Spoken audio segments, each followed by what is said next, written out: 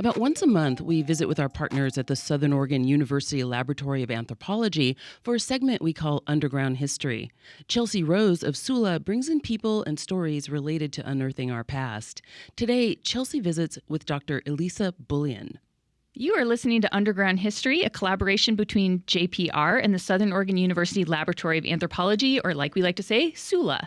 I'm your host, Chelsea Rose, and each month we take a deep dive into little-known aspects of history in Oregon and beyond.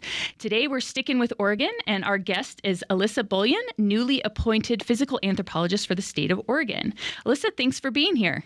Thank you so much for having me. So you were recently hired to serve under the office of the Legislative Commission of Indian Services for the state, and this role is the first of its kind, right? It is, yes. It's the first of its kind for the state of Oregon, at least. Our neighbors to the north in Washington have had their program for, I think, over 15 years at this point.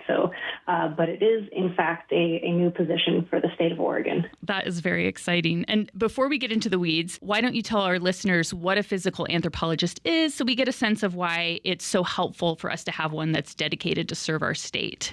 Sure. So I do have to caveat this a little bit by saying that I think that my job title is not a complete misnomer, but might make some people think that my job is slightly different than it is. So in the kind of United States canon of anthropology, when we say physical anthropologist, usually that is a discipline that covers really a wide variety of different types of study, from primatology to genetics, evolution, to the study of human remains, both present and past. My title is accurate in the fact that I do, in fact, specialize in the study of human remains. However, I think in some ways a slightly better or more accurate description of my position would be bioarchaeologist or biological archaeologist, and that's an archaeologist who focuses on the study of human remains and burials. So I think that a lot of times when people hear, the term physical anthropologist, they might think of bones or,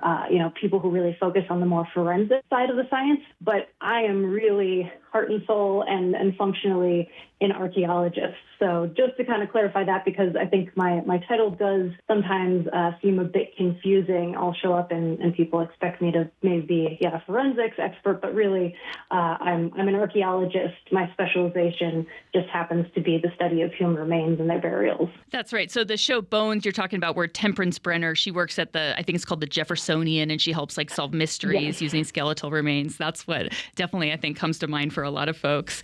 So when I took forensics a long time ago in college, there was I think it was called medico-legally significant or something, like a 50-year marker. So is that right? Like anything 50 years and younger, that's not your territory, because that could be something tied to like an active crime. So your stuff that's like way older, right? Yes. Well, so just to add a little bit of nuance to that, I work very closely with the medical examiners, both at the state and county levels. And so, generally that 50-year mark is kind of a general rule of thumb, which is also the federal standard for the kind of cutoff for what's considered to be archaeological in nature. In the state of Oregon, that's actually 75 years. But the kind of the forensic, non-forensic designation, which is really the important distinction for my work, my jurisdiction is, kind of, as you point out, solely the non-forensic remains, so remains that are not related to modern cases of missing persons or other such law enforcement cases. So it is on one side tied to that 50 years, but it's really more of an analysis about what we can and can't determine about the remains and how sure we are that they may or may not be forensic in nature. So it's slightly more complicated, and the discovery of human remains and their condition really impacts how they appear when we discover them. And so even determining whether or not remains are 50 years or older can be quite complicated and very much determined on the weather, the environment, the situation in which they were or were not buried. So that's kind of a very complicated answer to your very simple answer. No, very complicated answer to a very simple question. No, that's great. That's great. You're listening to Underground History on the Jefferson Exchange. I'm Chelsea Rose, speaking with Dr. Alyssa Bullion, a physical anthropologist or bioarchaeologist with Oregon's Legislative Commission on Indian Services. So before we get further, I just want to kind of back up a little bit and say, what is the LCIS? So I've been working with that entity of the government as an archaeologist, getting permits and stuff, but you're nested in that office. And so kind of walk us through a little bit of a day in the life for your job here in Oregon and how you fit into that system there. Sure. So LCIS, Legislative Commission on Indian Services. So we're a commission within the Oregon legislature, and our purpose is really to facilitate the communication of concerns and interests between the state of Oregon and the 9 federally recognized tribes of Oregon. So I think sometimes people are a little bit confused as to, why myself as a physical anthropologist and archaeologist kind of sits within this commission. But the commission really has a fairly broad agenda in terms of our goal, and it's really to ensure that, again, the interests of the tribes are adequately addressed by the state, are understood by the state, and that there's good communication between state agencies and the 9 federally recognized tribes of Oregon. So my position fits in there because really, while my jurisdiction covers any non-forensic human remains finds in the state of Oregon, really a large portion of my job is really focused on ancestral tribal remains. The tribes have been on the landscape since time immemorial, so most of those older remains are going to be native in origin, just by the fact of how long the tribes have been on the landscape. So that's one part as to why my job is so focused on the kind of tribal relationships. And also just because of the history that anthropologists and archaeologists have had, with the tribes throughout history, which has been highly problematic, especially in the way that ancestral remains have been treated often as artifacts and in other highly problematic ways. So part of the focus of my job and how it falls within that kind of Commission on Indian Services is both from, again, that logistics perspective of the fact that most of the cases that I'm dealing with are going to be tribal ancestors, and also because, this is something that really is an important movement in the kind of broader field of anthropology, that kind of reckoning with our history and that relationship between anthropologists and the tribes and the role of ancestral remains in that. And I do also really want to point out that this position is really the result of great efforts from the tribes really advocating that this was a position that they wanted and was greatly needed within the state. So I do also want to make sure that that's very clear that this was an initiative really driven by the tribes. So again, a little bit long-winded introduction, but I'm also happy to try and give you a little bit of sense for what a day in my regular work life is like, although it's a little bit tricky because my job does cover the entire state of Oregon. Mm-hmm. So I'm dealing with a lot of different regions. I'm dealing with state agencies. I'm dealing with tribal nations. And so one of the things that is really wonderful about my job is it's constantly different. Mm-hmm. So typical days, a lot of times I will also be processing permits. So you said that, most of your experience with LCIS has been through, getting archaeological permits, that process. So I am responsible for doing the kind of recommendations for which tribes need to be consulted in the process of getting archaeological permits. I also review permits to ensure that they have really robust plans in the case that human remains are discovered. So these plans are known as inadvertent discovery plans, or IDPs, are there and in place so that if there are archaeological excavations happening or other ground disturbing activities and human remains or anything that is suspected to be human remains or burials or funerary objects. So these laws do actually kind of extend beyond the human remains themselves to the entire burial context, which is a really, really important point.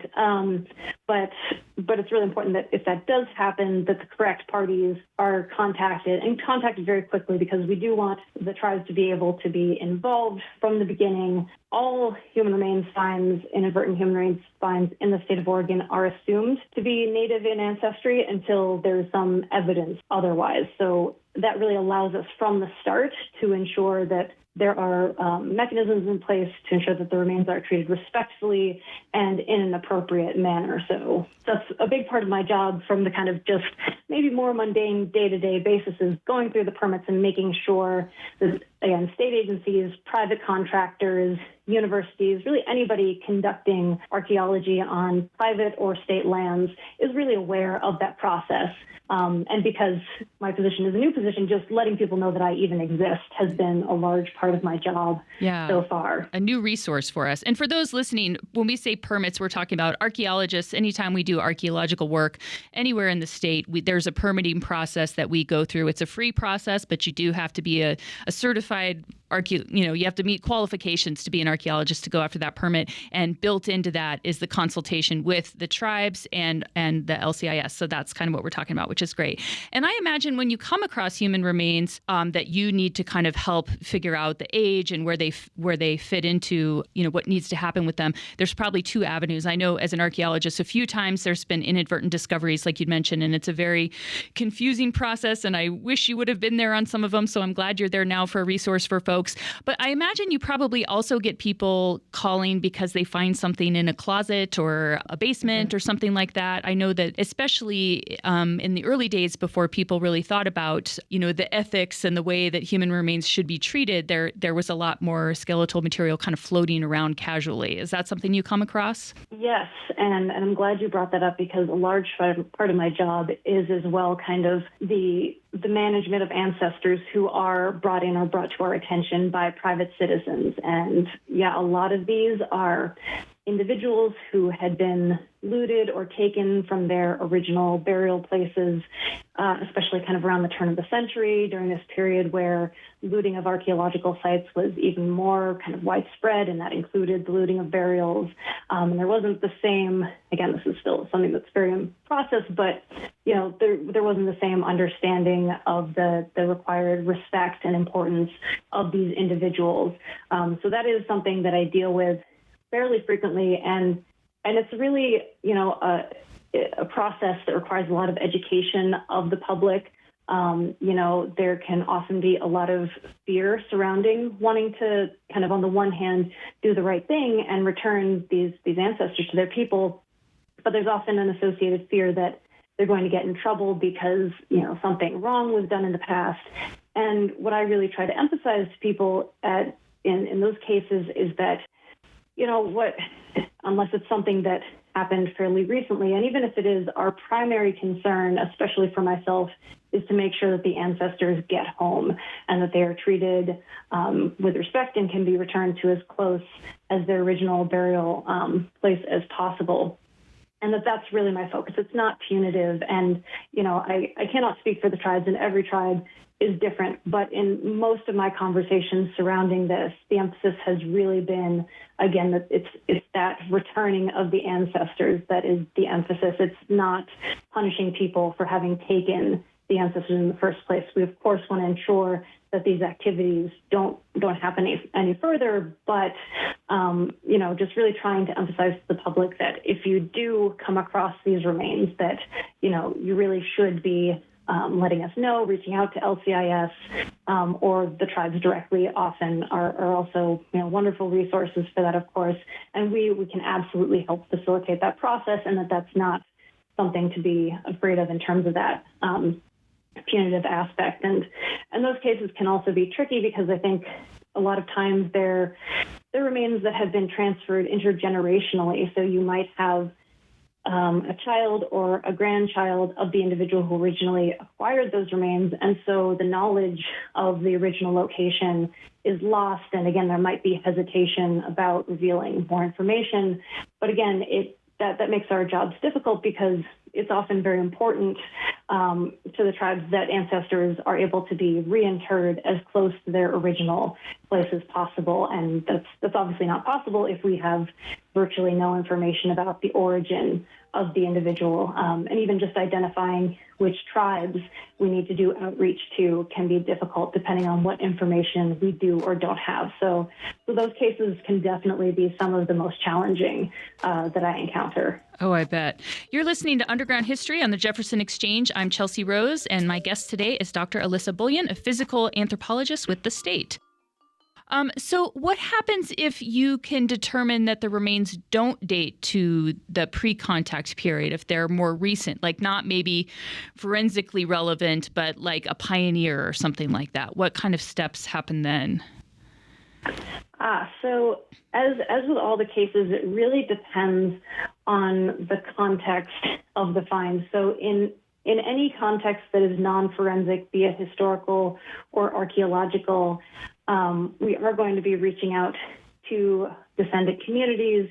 And in the cases of, pioneer cemeteries, sometimes we have signage, sometimes we don't. Whether or not they're still marked, we may have historical maps that show where cemeteries were. And so we'll actually use those to go through genealogies to see if we can identify kind of any descendants of the individuals and get them involved in the process. But generally, if it's a burial that can be protected, our first choice is always to kind of leave that individual interred, whether or not it's historical or older. If it's a case where it's maybe eroding out of a bank or otherwise, kind of already out of its context and is not able to be kind of kept in its original burial place, we have a couple of different options. Again, if we can rebury the individual close to their original location, that's certainly an option that we'll pursue. If we can get in contact with descendant individuals, we may work with them to decide if there's somewhere else and a burial plot in another established cemetery that they would like to be reinterred. And then beyond that, if we can't make those connections, we actually right now don't have a great approach for those remains. We have some curational facilities that we can hold them in at the moment, but one of my big projects actually in this position is to work with historic cemeteries and the Oregon Historic Cemetery Board to think about proper reinterment options for these individuals. I have to say that it's not a type of case that I encounter very often or have encountered very often, but I have only been in this position for about 5 months now. So I'm sure that that will be something that comes up. And it's something that I'm really thinking about what kind of our best options are. But, there's laws across Oregon and the laws that kind of govern a lot of my work. In part, some of them are more derived from the archaeological side and the requirement for protections of native burials specifically. But, any of the situations that I'm dealing with for human burials are also covered by the laws governing cemetery rules and regulations across the state for both modern and historical. Whether or not it's a burial that's 5,000 years old or 50 years old or 5 years old, there's still provisions for protection. I think sometimes we think, because it's an archaeological site, somehow it's materially different. And while there are maybe some specific laws that are slightly different, in terms of the meaningfulness of that burial and the types of protections that they do receive, those do apply across the board. So again, this idea that older burials are somehow lesser than or just can be easily moved is actually somewhat of a fallacy. Yeah. And My next question is a pretty big change of focus here. I'm curious. I looked you up, of course, and I saw that a lot of your research focused on Central Asia before you came to Oregon. And I was wondering if you had like a quick elevator pitch to kind of help us understand, some of your background and how that would contrast, I imagine, quite a bit to the work you're doing now.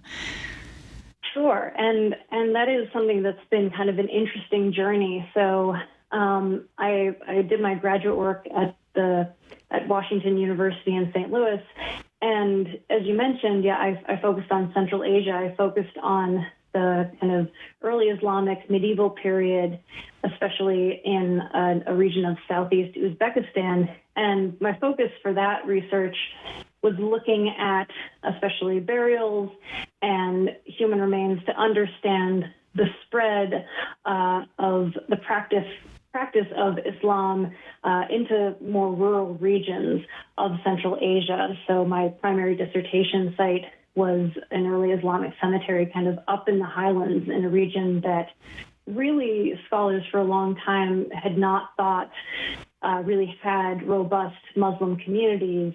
And my dissertation site kind of challenged that idea and showed that really there were communities in these areas that were very much engaged in Muslim burial practices. And that kind of challenges some of our ideas of kind of unilineal distribution of religious practice at the time. And so, in some ways that's fairly departed from my current work. I have been working in both Oregon and Washington kind of on and off all throughout my graduate work and postdoctoral work with the Forest Service. And I also worked for a year with a little-known USDA agency known as the Natural Resources Conservation Service as a cultural resource specialist. And so through that work, I really did develop kind of pretty advanced knowledge of the archaeological and cultural backgrounds of the Pacific Northwest. And so I did always have that kind of background, but it for a long time ran parallel to kind of my bioarchaeology work in academia. And really, one of the things I think is wonderful about my position is it brings kind of those two different paths together, and I can use my kind of deep knowledge of some of the landscapes and archaeology of this region with all of my osteological background that I gained during my academic work.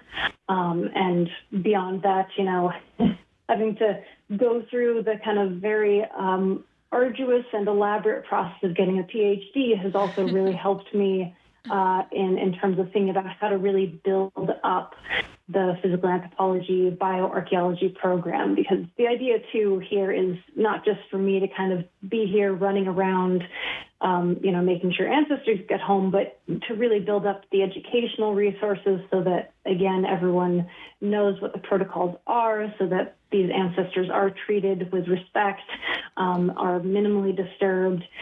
And so it's really an entire kind of program development that I'm dealing with right now. And at the moment, I'm kind of going in a million different directions at once. But I think that academic background has really helped me think about breaking down some of the chunks into a little bit more manageable pieces and thinking about kind of both the short, medium, and long-term project planning that this position really requires. Yeah, that's great. And on that note, just really briefly as we wrap up, do you have some quick do's and don'ts? So for people listening who this listening audience is largely not professional archaeologists, so what are things that they should be aware of? Obviously, they should call the commission, but what else, what are some quick do's and don'ts for them?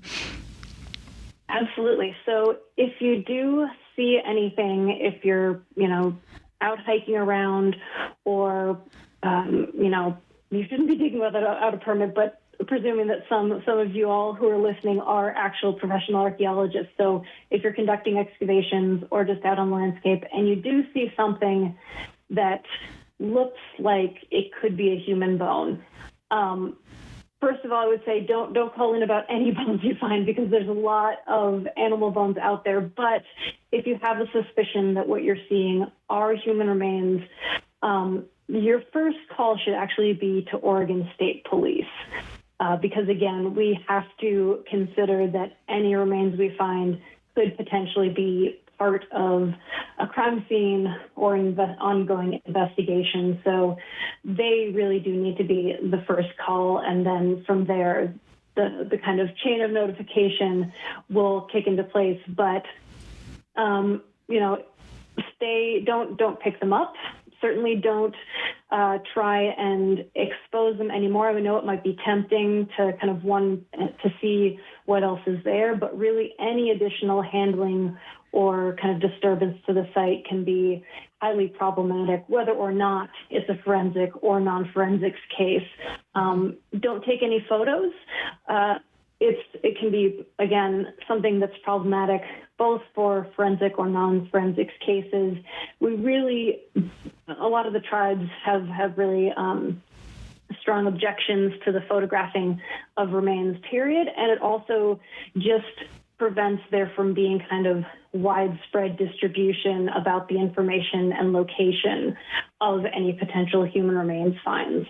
Again, I think there's more awareness and concern about looting, but it is still something that happens. And so we really don't want there to be a lot of information out there about where potential remains are located. So don't take any photos. Don't touch them. Don't tell anyone other than, the police where the remains are. Please, please, please don't post anything on social media, especially. Again, these are remains that are people's ancestors, and I think that it's the way that sometimes we teach archaeology and that we think of archaeology in the kind of Euro-American Western canon. It sometimes reduces human remains to something more like an artifact, and these individuals are not artifacts. They're people, they're ancestors, they're people who living, thriving cultures have meaningful, continuing connections with, and we have to respect that. So what about someone that's like going through a garage and they find something like that? What do they do?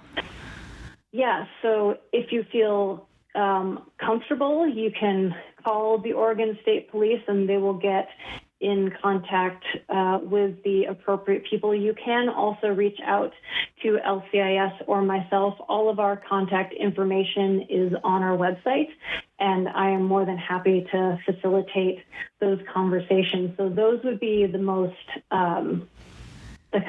efficacious people to reach out to if you do come across something like that.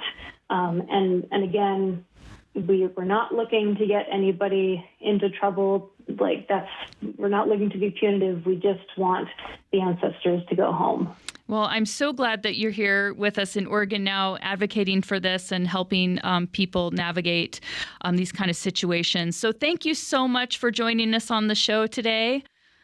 And thank you so much for having me. Yeah, of course. I look forward to keeping in touch. And for everybody, thanks for tuning in. This is Underground History on the Jefferson Exchange. You can find us online at jeffexchange.org, or you can subscribe to this podcast on Stitcher, Pandora, or Spotify. And thank you, and we'll talk to you next month.